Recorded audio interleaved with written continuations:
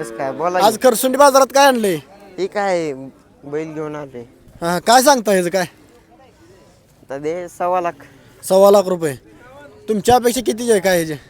आमची आता बाग एक 20 पत्र तरी यावं होतं. 20 पत्र तरी म्हणजे एक थोडक्यात व्यवहार राहिलाय म्हणा. कितीपर्यंत मागणी आली काय ह्याला?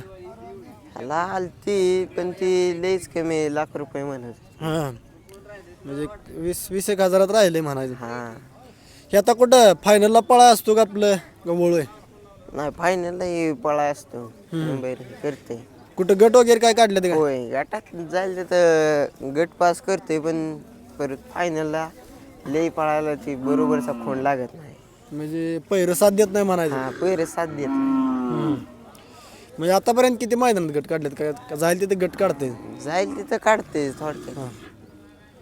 पण परत दुसऱ्या राऊंडला मात्र पैर साथ दुसऱ्या राऊंडला पायरा हेच होते.